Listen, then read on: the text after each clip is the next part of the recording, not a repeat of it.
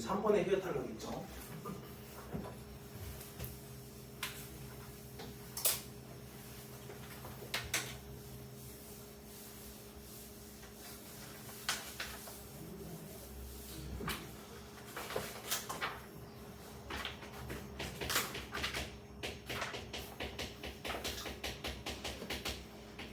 탈락은 5마리가 있는데 일단 자음군 단수 나누는 메인 이도 탈락 중에서 그 다음에 자음 중에서 탈락하는 놈 2마리, 모음 중에서 탈락하는 놈 2마리 있다라고 기억하면 편합니다. 자음 중에서 탈락하는 놈은 히읗, 리을. 근데 모음 중에서 탈락하는 놈은 으아예요. 기분 나쁜 놈들이 탈락한다라고 생각하면 돼. 헐, 으악. 자음 중에서 헐, 그 다음에 모음 중에서 으악이야. 얘네들이 탈락을 합니다. 그 중에서 우리 먼저 히읗 탈락부터 한번 볼게요. 예를 들어서 조으면, 이거 조흐면이라고 읽지 않지? 조으면이라고 했습니다. 즉, 이 아이 우리가 발음을 하면 이렇게 한다는 거지. 즉, 발음을 할 때 히읗이 탈락한다라고 해서 히읗 탈락이야. 간단하죠? 이거 히읗이 발음되나? 절대 되지 않죠. 그래서 그냥 히읗 탈락이다 라고 생각합니다. 즉 히읗이 넘어갈 때 히읗이 탈락한다 라고 생각을 하면 돼요.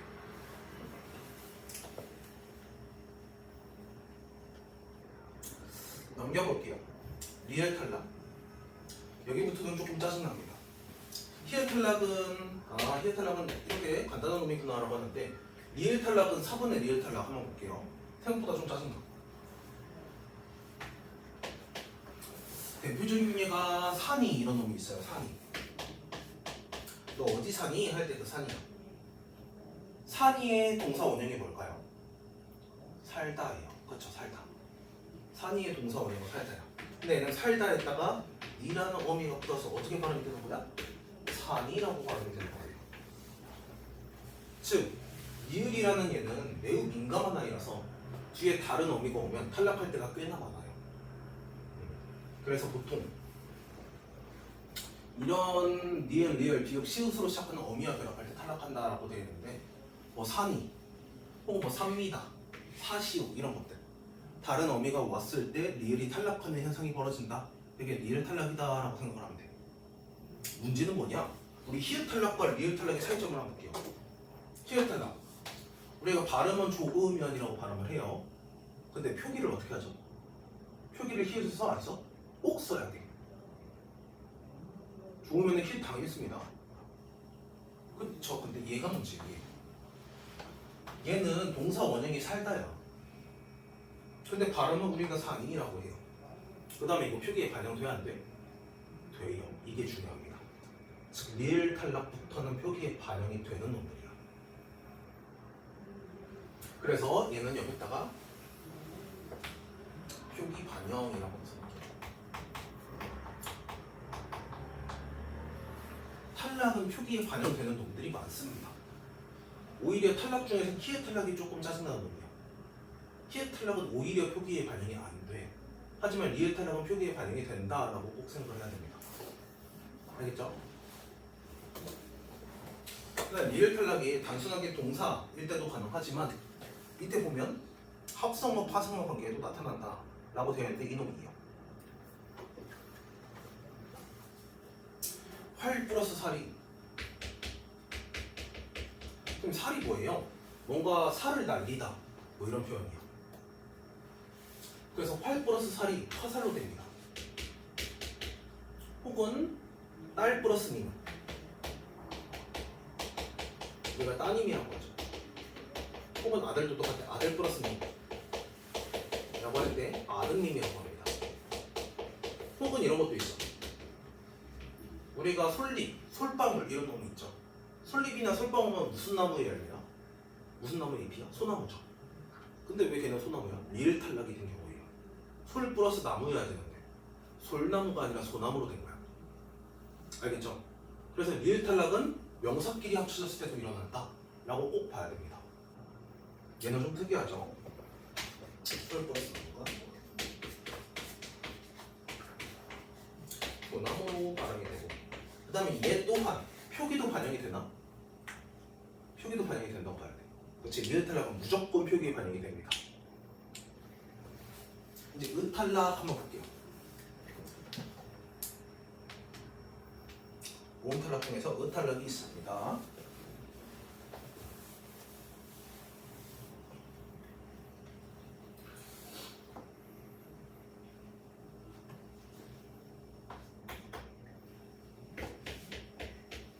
얘는 어떤 놈들이 있냐? 불 꺼 할 때 꺼의 동사 원형은 뭘까요? 맞아, 끄다예요, 끄다. 근데 이거 끄다 플러스 어가 어떻게 됐어요? 어가 됐어요. 선생님 그렇다면 이거 의도 탈락하고 이응도 탈락했네요? 아니야, 이응은 탈락하지 않아. 왜? 이응은 원래 없는 놈이에요. 초성이 이응은 원래 없는 놈 취급이야. 그럼 얘는 뭐만 탈락한 거야? 의만 탈락한 거야 라고 봐야 돼. 그래서 끄어에서 의가 탈락한다 라고 봐야 됩니다. 즉 의는 무조건 탈락해요. 다른 어미랑 붙는다면. 그래서 이런 것들은 꺼 같은 경우는 잘 안 틀리는데 이런 것들도 이제 많이 틀려요. 잠그다 에다가 어미 어가 붙는다면 얘는 잠거로 발음이 난다. 이거 O일까 X일까?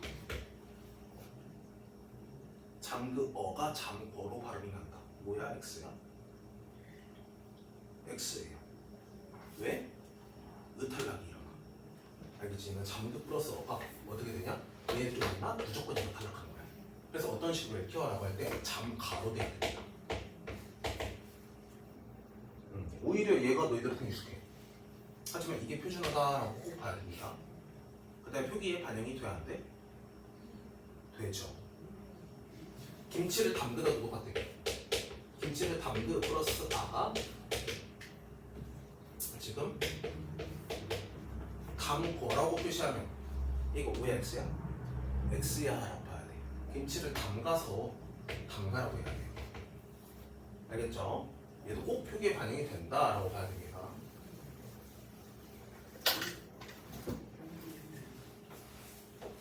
그럼 마지막 악어 탈락 볼게요. 그러면 그냥 의학 할 때 말하고 있는데 동음 탈락이라고도 합니다. 같은 놈이 탈락한다라는 거예요. 어떤 놈이 있는지 볼게요. 어디에 가라. 이거 명령형 어미죠. 가라의 동사 원형은 뭘까요? 가다일 거예요. 그렇겠죠. 가라의 동사 원형은 가다일 거예요. 근데 이거 단순하게 나가 붙은 거야? 라고 보면 안 돼요. 아라 어라가 붙었다고 보면 안 돼요. 지금 가아라 라고 했었어야 됐어요. 왜냐? 먹다의 명령형은 뭐야? 먹어라야 먹나야? 먹어라죠. 원래 아라 어라가 붙어야 됩니다. 근데 가다와 같은 경우는 가아라라고 하지 않죠? 그냥 가라라고 해요. 왜? 아가 두 번 쓸 때 하나를 탈락시킨다라는 겁니다. 동음 탈락이 무슨 개념인지 알겠지? 그 다음에 얘 표기에 반영돼 안 돼? 돼요. 알겠지? 그래서 얘네들은 꼭 표기에 반영되는 특이한 놈들이다라고 생각을 해야 됩니다. 즉 탈락은 히읗 탈락 빼고 다 표기에 반영돼. 장문 단순하나 히읗 탈락 빼고. 알겠죠? 그래서 리을 탈락이랑 의학 탈락 둘 다 셋 다 지금 표기에 반영이 되고 있다라고 봐야 됩니다.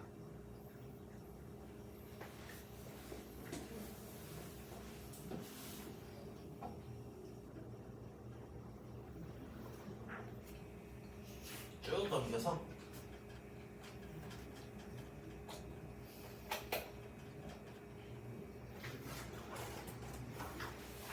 첨가 쪽으로 가볼게요.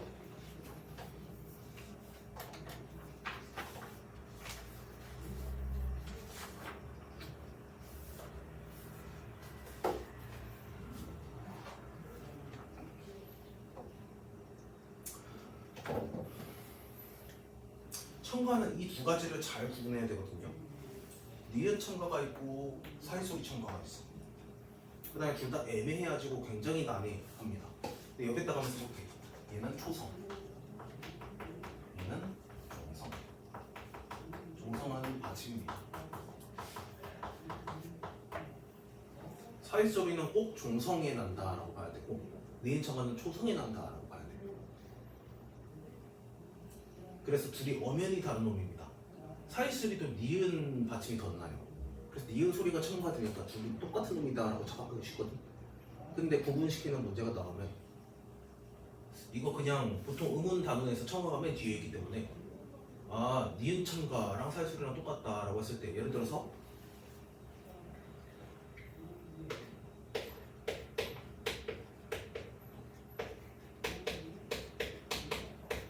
빗물과 같은 경우는 빗물 이렇게 발음이 나거든요. 니은음이 첨가된 것이다. 이거 왜 X야? X야 라고 봐야 돼. 왜는 종성의 니은음이 첨가된 거야. 일단 초성의 니은 첨가부터 우리 한번 볼게요. 당신은 금융을 어떻게 발음하고 있는가? 금융으로 발음하고 있는가? 금융으로 발음하고 있는가? 이렇게 나와 있어. 어느 쪽이든 틀린 발음은 아니다. 금융과 금융은 모두 표준 발음이다. 차이가 있다면 후자는 니은을 첨가하여 발음하고 있다는 것이고 전자는 음운 변동 없이 연음하여 발음하고 있다는 것이다. 이처럼 우리말에는 음운론적으로는 필수적이지 않은 첨가 현상이 종종 일어난다. 한번 어떤 예들인지 한번 볼게요. 얘는 3번으로 이해하는 편이 가장 좋습니다. 3번에다 체크를 한번 해볼게요. 그 중에서 반려구입니다. 반려구. 초딩 때 반려구 한번 시켜봤죠? 안 해봤나? 초딩 때 반려구 하는데 이 반려구를 한번 볼게요. 발로 하는 영어입니다. 이거 그냥 니은 첨가가 되지 않고 그냥 읽는다고 한번 생각해볼게요. 그러면 이거 반려구야 발야구야? 발야구예요. 얘는 니은 첨가가 되지 않으면 발야구라고 읽어야 됩니다. 근데 문제점은 뭐냐? 발야구에서 발이라는 것은 매우 중요해요. 왜 발로 하는 야구라는 거야. 그래서 발야구라고 읽는다면 니은을 첨가시켜서 발야구라고 읽는다면 발이라는 의미가 확실하게 전달이 돼요. 근데 발야구는 뭔 말인지 잘 모르겠지 않나요? 마찬가지로 옆에 있는 불려도 한번 볼게요. 불려는 불같은 영어라는 겁니다. 근데 불려도 그냥 연음이 된다라고 한번 생각을 해볼게요. 그렇다면 불려우가 아니라 부여우라고 했을 거예요. 뭔가 부럽다는 건지 잘 구분이 안 돼요. 즉 니은 첨가는 왜 시키고 있냐라고 할 때 여기서 니은을 첨가시킴으로써 리을이 넘어가는 걸 막는 현상이에요. 즉 연음이 일어나는 걸 막는 현상이 첨가 현상입니다. 왜? 앞에 말을 확실하게 의미를 전달해 주시거든요. 즉 얘는 표현을 확실하게 해주고 싶어가지고 일부러 연음을 막는 현상이 니은 첨가다라는 겁니다. 그렇다면 불도 확실하게 전달이 돼요. 그 다음에 여우는 유음화가 일어나서 여우 이런 식으로 바뀌는데 여우나 리어우나 리을이 연속된다면 살짝 알 발음으로 굴려지면서 비슷한 소리로 나옵니다. 하지만 연음이 일어난다면 아예 불이라는 의미는 전달이 되지 않아. 그래가지고 니은 첨가는 결국에 연음을 막기 위한 현상이라서 초성의 니은이 붙는다라고 봐야 돼요. 알겠죠?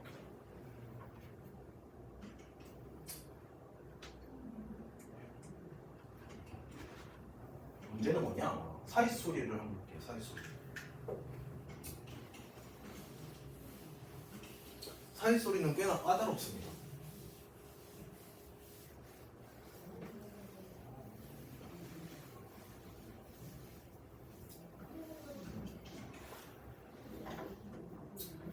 얘는 초성의 니은 첨가라고 봐야 돼. 사이 소리도 니은음이 더 나요.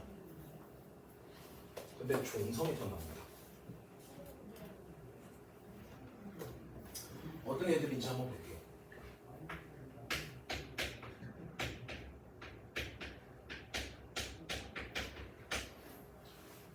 우리 나무의 잎을 나무잎이라고 불러? 나뭇잎이라고 불러?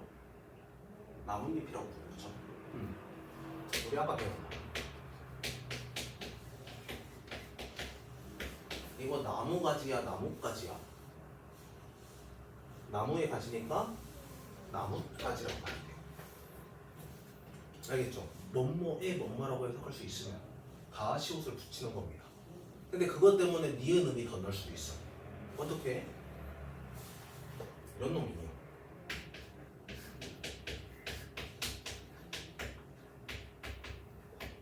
바닷물 이런 식으로. 얘는 받침이 니은 때문에 이런 식으로 읽힙니다. 그래서 마치 발음만 보면 니은음이 덧나는 것처럼 보여요. 사실은 음절의 끝소리 규칙을 배웠고 그 다음에 비음화가 이루어졌다고 일어나는 편이 이해하는 편이 훨씬 더 쉽습니다. 근데 얘도 결국에 최종적으로 니은음이 덧난다라는 말이에요. 그래서 얘는 종성에 니은이 붙었을 때 우리는 사이소리 때문에 일어나는 현상이다 라고 보는 거예요. 그래서 얘도 첨가로 취급을 합니다. 즉 사이소리도 첨가로 취급을 해요. 근데 모의고사 같은 데서는 직접적으로 얘가 첨가다라고 별로 언급은 안 하는 편이야. 왜? 얘는 조금 이 단어로만 설명할 수 없고 중세국어랑 같이 연관이 되어 있기 때문이에요.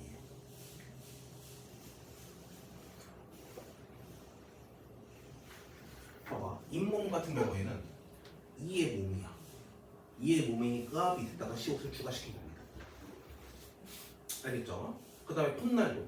콧날이 뭐냐? 코에 예를 들어서 칼날. 날이 서 있다라고 할 때 칼날입니다. 팔의 끄트머리지. 그 다음에 코의 끄트머리를 우리가 콧날이라고 해요. 얘도 코의 끄트머리니까 여기다가 시옷을 붙인 거야. 사이소리가 어떤 놈인지 알겠죠?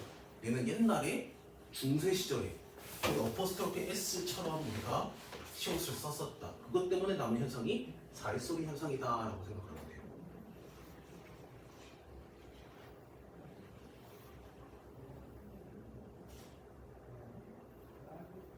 문제점은 이게 이문만.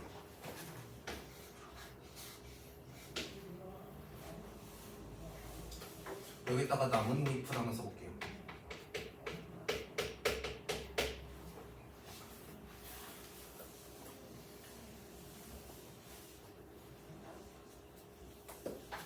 얘는 최종 발음이 지금 나뭇잎입니다.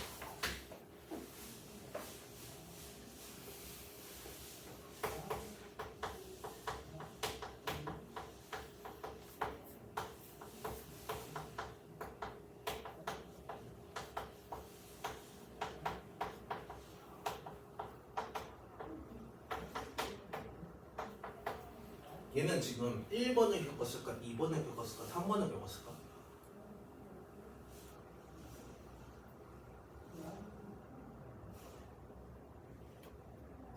(1번만) 겪었다고 생각을 해볼게요. 그렇다면 얘는 그냥 나무 딥으로 돼야 됩니다. 그 다음에 2번만 겪었다고 생각하면 나무 딥으로 가야 돼요. 근데 얘는 둘 다 겪은 놈이야. 그래가지고 니은과 니은, 즉 받침의 니은과 초성의 니은이 같이 나는 겁니다. 즉 니은음이 연속으로 올렸을 때는 우리는 니은 첨가와 사이소리가 둘 다 일어난다 라고 봐야 돼요.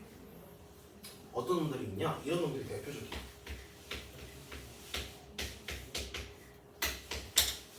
깻잎은 들깨나 찰깨 잎을 말하는 겁니다. 처음 알았죠? 들깨 잎이 정확히는 깻잎이에요. 그러면 이거를 우리가 깻잎이라고 불러. 그렇죠? 왜? 깨의 잎이기 때문이야.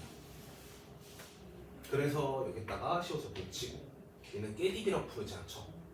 깨잎이라고 부르면 잘 이게 인지가 안 돼요.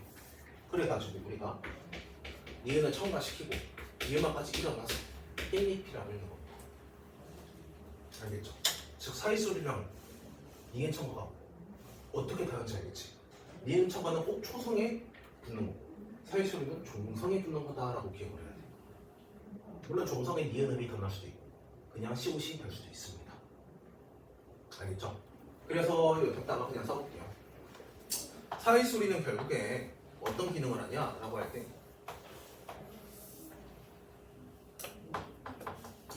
종성에 시옷 때문에 변소리 대기를 일으키고 이게 사이소리의 첫 번째 기능이고 두 번째 종성의 시옷이랑 비음화랑 같이 겪어서 니은, 음이 받침에 붙음 이것도 사이소리라고 인정을 줍니다. 사이소리는 딱 이 두 개만 인정을 줘요. 나머지는 사이소리가 아니야. 즉 된소리 대기가 일어나거나 아니면 받침에 니은음이 덧나야 돼. 최종적으로 이 두 개만 사이소리라고 인정해줘.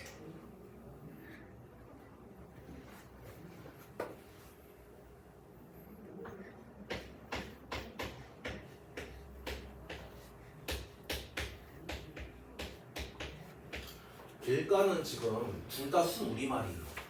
길도 순우리말, 가도 순우리말.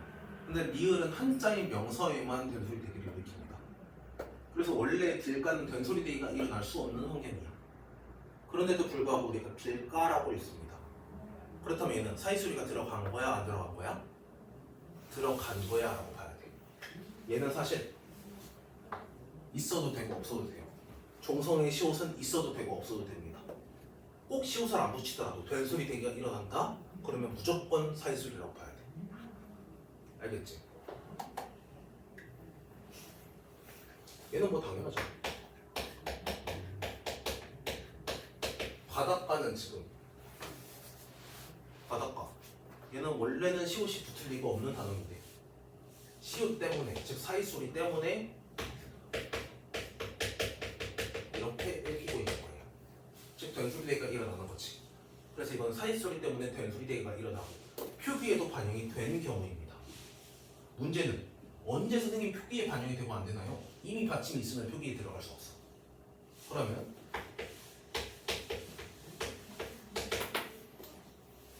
이거 물가라고 해, 물가라고 해. 물가로도 올라간다고 해, 물가로도 올라간다고 해. 물가로도 올라간다고 하죠. 이런 말 안 쓰나? 물가에 놀러 갔어. 얘는 물가라고 했습니다. 얘는 물가, 어디 물가에 놀러 갔다라고 할 때 얘도 물의 가장자리, 물의 끄트머리라는 거야. 그래서 얘도 사이소리 때문에 된소리 대기가 일어나는 겁니다. 하지만 문제는 뭐야? 얘는 표기에 반영이 되지 않았어. 왜? 이미 받침이 있기 때문이야. 알겠죠? 그럼에도 불구하고 이거 사이소리라고 인정을 해줍니다.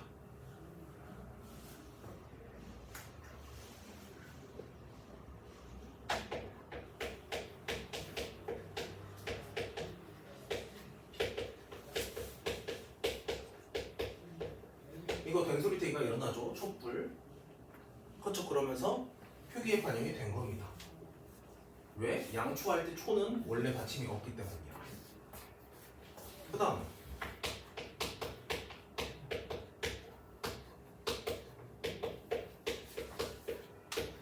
얘는 결국에 사이소리 때문에 무슨 발음이 덧난 거야? 니은 발음이 덧난 거예요. 알겠죠? 그래서 사이소리는 두 가지 기능을 한다라고 봐야 돼. 첫 번째, 된소리 대기를 일으킨다. 그 다음에 선생님 이거 그냥 음소리, 헛소리 규칙으로 설명하면 될걸, 혹은 된소리 대기로 설명하면 될걸, 왜 굳이 사이소리로 설명하나요? 라고 할 때 이놈을 설명할 수 없기 때문이에요. 알겠죠? 그래서 둘 다 똑같은 형태일 때는 둘 다 사이소리다 라고 치고, 얘는 표기에 반영이 됨, 얘는 표기에 반영 안 됨이라고 칩니다. 얘는 한번 이렇게 한번 써보세요.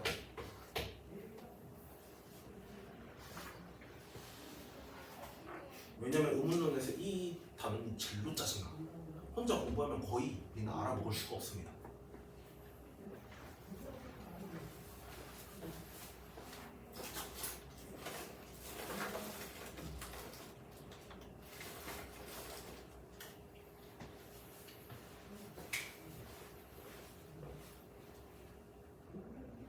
그 다음에 표기에 반영이 되는 이 특수한 경우를 또 다시 부르는 다른 이름이 있어요. 이게 뭐냐? 사이 시옷이라고 또 이름을 바꿔 부릅니다. 즉 표기에 반영이 되는 경우를 우리는 사이 시옷이라고 불러. 그러면 표기에 반영이 안 되는 경우는 사이 소리는 맞다. 하지만 사이 시옷은 될 수 없다라고 봐야 됩니다. 얘는 오로지 표기만을 부르는 말이에요. 선생님이 왜 표기랑 발음을 계속 구분하는지 알겠지? 표기랑 발음을 구분을 해야 됩니다. 애초에 용어조차 달라요. 어떤 부분인지 알겠죠? 이거 그냥 대충 배우면 아 사이소리가 사이시옷 아니야? 너무 헷갈리기 좋아. 근데 사이소리는 발음만을 지칭하는 현상이고 시옷은 표기를 지칭하는 말이야. 그러면 물가에서 사이소리가 난다. 얘는 맞아요. 하지만 물가에서 사이시옷은 표기된다 라고 하면 틀린 거야. 그럼 얘는 사이소리도 맞고 사이시옷도 맞겠네. 맞아요. 얘는 일단 된소리 대기가 일어나죠. 그러면 사이소리 맞습니다. 근데 표기 시옷까지 나지? 그러면 사이시옷도 맞아. 어떤 부분인지 알겠죠? 그 다음에 촌놈은 얘 일단 니은 때문에 사이소리가 난다라고 발음 돼야 됩니다. 그 다음에 표기에 시옷 들어가네. 그럼 얘는 사이시옷도 맞아. 그래서 한번 써볼게요. 얘는 사이소리도 맞고 사이소리도 맞아. 즉 발음도 경운화가 일어나고 표기도 시옷이 들어가. 그 다음에 얘도 마찬가지입니다. 근데 발음이 얘는 굳이 차이점이 있다면 발음이 니은 받침이 든다. 뭔 차이인지 알겠죠? 이게 진짜 사이소리가 음운의 끝판왕이에요. 제일 어려운 쪽입니다. 얘는 확실하게 구분하지 않으면 개념이 뒤섞여서 그게 그거인 말처럼 보여요. 알겠죠? 그 다음에 또 추가적으로 얘가 음운론의 끝판왕인 이유가 뭐냐? 선생님 한번 구분을 시켜볼게. 너희 수학에서 집합 기억나죠? 기억나나? 선생님이 구분시키는 게 뭐냐?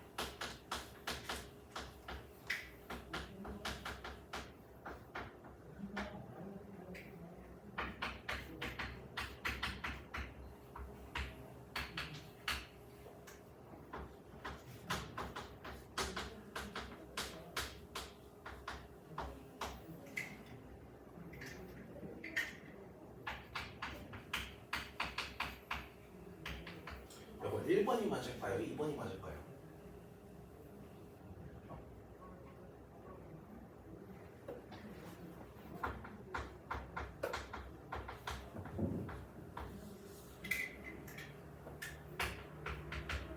둘 중에 하나는 맞아.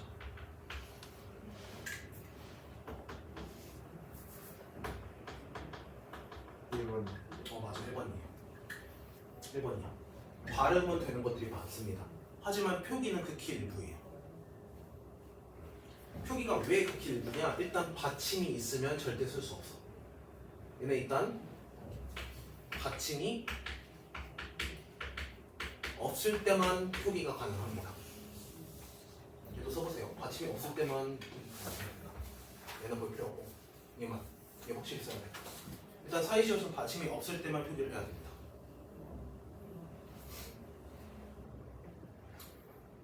두 번째, 순우리말의 합성어 구조로 되어 있어야 돼요. 선생님 이거는 갑자기 뚱딴지같이 왜 나와요? 순우리말의 합성어가 뭐냐? 얘는 뭐뭐의 뭐뭐로 해석할 수 있어야 되는 거야. 뭐뭐의 뭐뭐. 아까 선생님이 사이시옷은 관형격중 사이시옷 때문에 생긴 놈이다 라고 했죠? 그래서 꼭 뭐뭐의 뭐뭐라고 해석을 해야 돼요. 그렇게 해석하지 못한다면 사이시옷의 표기 끼어들 수 없어. 예를 들어서 이 발리를 한번 생각해 볼게.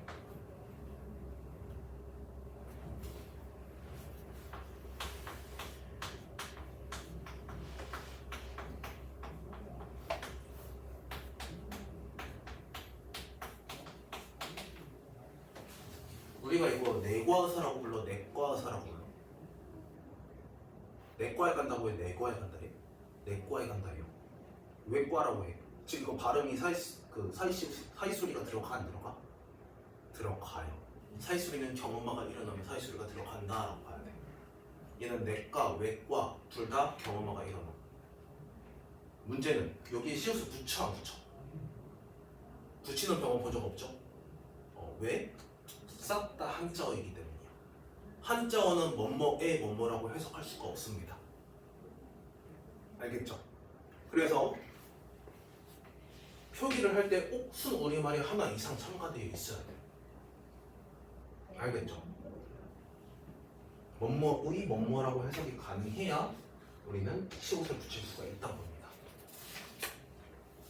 그래서 내과나 외과는 다 지금 한자어이기 때문에 시옷을 못 붙여요.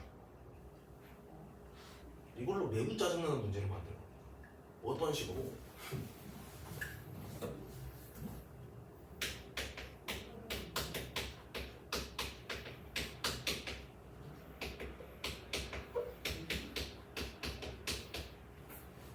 이거 고양이 과동물이야, 고양이 과동물이야? 고양이 과동물이야, 고양이 이과동물이야? 그치, 고양이 이과동물이에요. 그 다음에 이 표기 할까 안 할까? 해요. 이게 레전드야. 시옷을 붙여야 됩니다. 이게 표준어예요. 왜? 고양이가 한자어가 아니라 순우리말이기 때문에. 알겠죠? 얘가 선생님의 의문론 중에 끝판왕이라고 하는 이유가 뭔지 알겠지? 너무 어려워, 솔직히 말해서.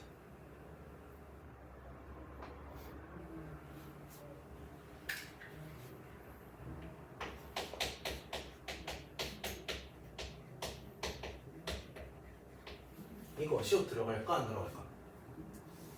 일단 개과동물이야, 객과동물이야? 객과동물이야. 그러면 일단은 사이소리가 나옵니다. 즉 경음화가 일어나요. 객과라고 읽혀. 그 다음에 개가 순우리말이 한자어야? 목록이? 개는 순우리말입니다. 개를 한자로 쓰면 견이에요. 견. 시바견 할 때 그 견자야. 시바견이라고 안 했죠? 시바견이라고 하지. 즉 얘는 순우리말이야. 그럴 때는 시옷을 붙입니다. 이게 레전드예요. 우리가 그냥 받지만 안 붙이거든. 알겠죠?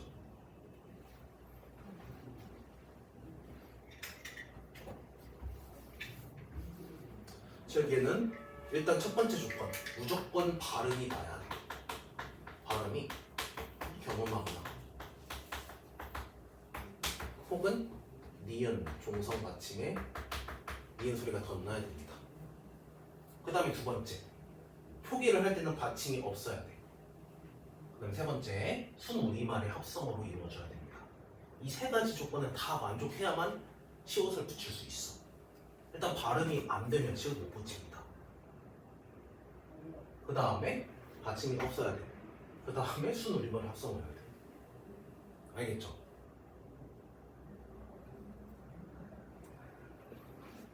저는 꼭 기억하고 있어야 돼요. 이게 문법 발음 파트에서 가장 어려운 거예요. 발음과 맞춤법 파트에서. 이거 나오면 거의 100이면 90분 모의고사든 내신 시험에는 틀립니다. 그래서 이 세 가지 조건만 기억하고 있으면 돼요.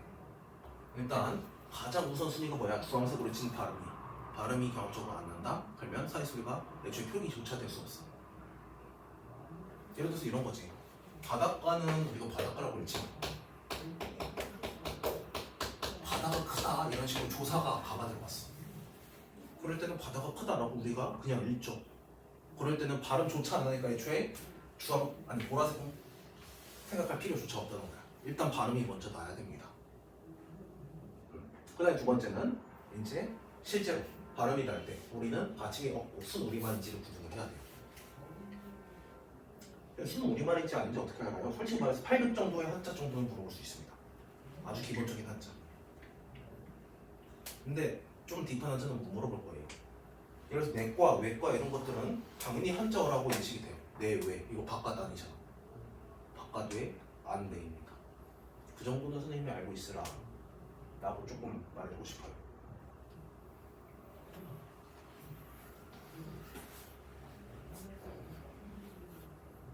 얘도 레전드예요. 얘 일단 발음이 나는지 안 나는지 한번 볼게요. 이거 공기밥이야, 공기밥이야? 이거 공기밥이라고 읽고 공기밥이라고 읽어. 공기밥이라고 읽어요. 그치, 식당에서 공기밥 하나 주세요 그러잖아. 일단 얘 발음을 만족하나? 발음을 만족해. 발음을 만족한다면 우리는 알고리즘상 이제 보라색으로 가야 된단 말이야. 공기도 순우리말이고 밥도 순우리말입니다. 선생님이 이건 알려줄게. 그 다음에 이거 같이 먹죠. 그러면 둘 다 순우리말이야. 시험 들어가 안 들어가? 들어가요. 식당에서 다 잘못 쓰고 있는 거야. 이렇게 해야 됩니다. 공깃밥이라고 쓸 때. 왜 레전드인지 알겠죠? 우리의 상식이 다 뒤틀어지고 있어. 그 다음에 짜증나게 시험 문제 가끔씩 냅니다. 왜? 우리의 상식상 틀린 것들이 많기 때문이야. 근데 이런 것들은 너희들이 인지를 해야 돼요.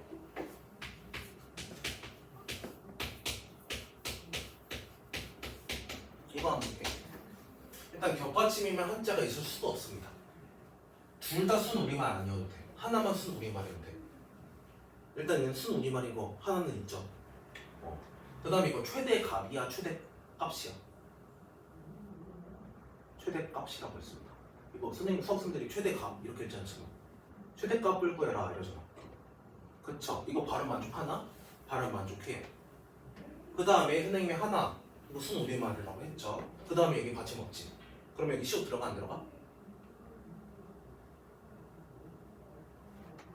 들어가요.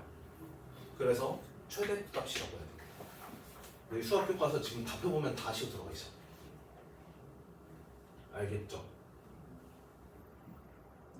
알겠죠? 또 수학 시간은 많이 나와요.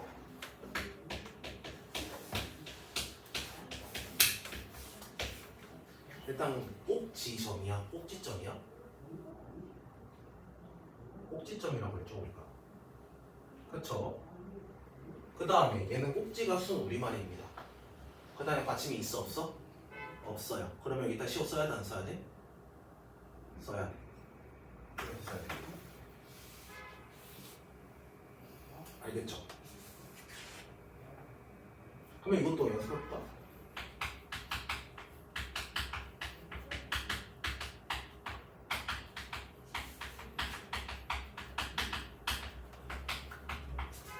이거 1번, 2번 중에 뭘까?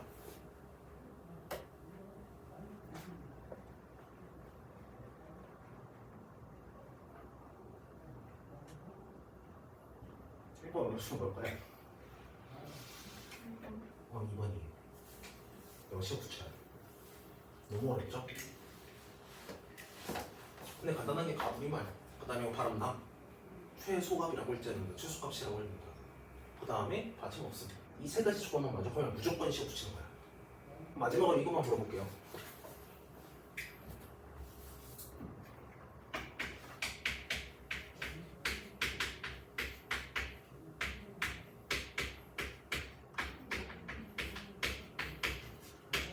일단 선생님이 여기서 말해주는데 길은 순우리말입니다. 그러면 이건 1번이니까 2번일까? 2번이에요. 길이 순우리말이고 그 다음에 등교 길이 아니라 등교길이라고 불러. 그 다음에 받침 없어. 그러면 시험 표기를 해야 돼요. 왜 어렵죠? 근데 어떤 공식인지는 알겠지? 공식 자체만 이해하면 됩니다. 그다음에 나머지는 문제 풀면서 경험해 보면 돼요.